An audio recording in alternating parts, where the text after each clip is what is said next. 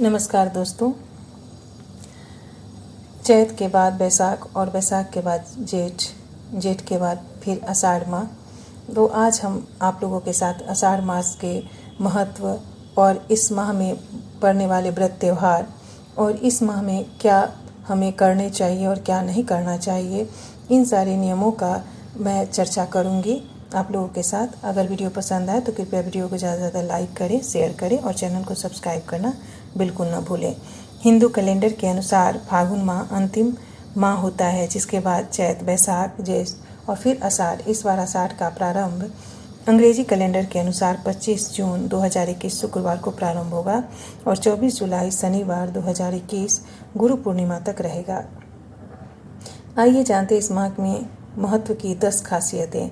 आषाढ़ मास का नाम पूर्वाषाढ़ और उत्तराषाढ़ा नक्षत्र के ऊपर रखा गया है।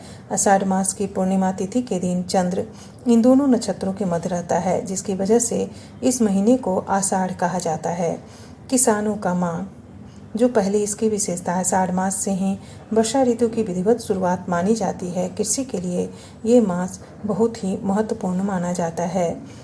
दूसरा, स्वच्छ जल ही पिएं। आषाढ़ मास में पौराणिक मान्यता के अनुसार इस माह में जल में जंतुओं की उत्पत्ति बढ़ जाती है, अतः इस माह में जल की स्वच्छता का विशेष ध्यान रखना चाहिए। तीसरा, सेहत का ध्यान रखें। आषाढ़ मास में पाचन क्रिया भी मंद पड़ जाती है, अतः इस माह में सेहत का विशेष ध्यान रखना चाहिए। इस माह ही नहीं बल्कि अगले 3 माह तक सेहत का ध्यान रखना चाहिए। इस महीने में जल युक्त फल खाने चाहिए। आषाढ़ में बेल बिल्कुल भी नहीं खाएं।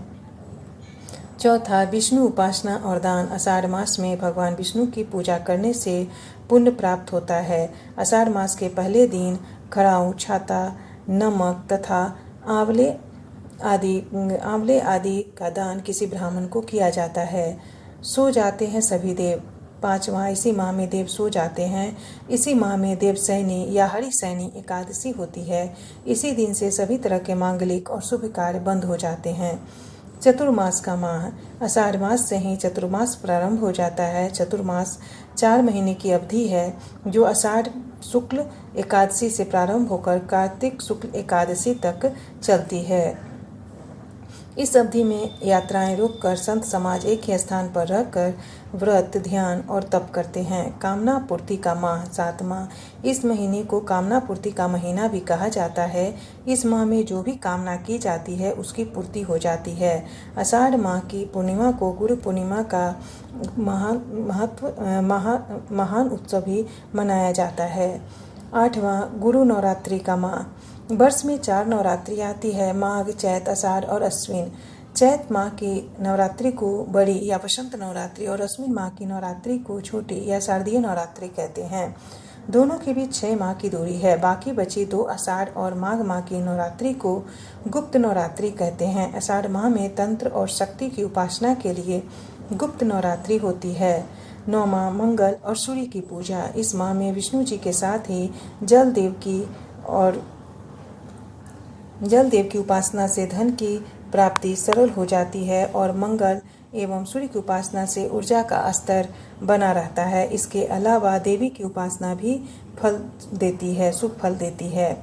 10वां, गुरु पूर्णिमा का महत्व। आषाढ़ मास की कार्तिक पूर्णिमा की तिथि को बहुत ही खास माना जाता है। आषाढ़ मास की पूर्णिमा तिथि को ही गुरु पूर्णिमा, व्यास पूर्णिमा का पर्व मनाया जाता है।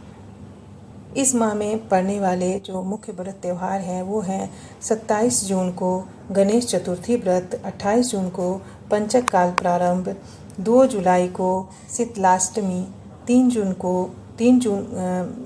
जुलाई को पंचक का समापन, 5 जुलाई को योगिनी एकादशी व्रत, 7 जुलाई को प्रदोष व्रत, 8 जुलाई को मासिक शिवरात्रि और 9 जुलाई को अमावस्या तिथि, 11 जुलाई गुप्त नवरात्रि प्रारंभ, 12 जुलाई श्री जगन्नाथ जी की रथ यात्रा, 13 जुलाई विनायक चतुर्थी व्रत, 16 जुलाई कर्क संक्रांति, 18 जुलाई गुप्त नवरात्रि पारण, 19 जुलाई आशा दशमी का व्रत, 20 जुलाई ईद उल अजहा और 20 जुलाई हरिशयनी एकादशी, 21 जुलाई प्रदोष व्रत वामन द्वादशी और 22 जुलाई विजया पार्वती व्रत और 24 जुलाई पूर्णिमा व्रत। धन्यवाद दोस्तों। अगर यह प्रयास मेरा पसंद आए तो कृपया वीडियो को ज़्यादा से ज़्यादा लाइक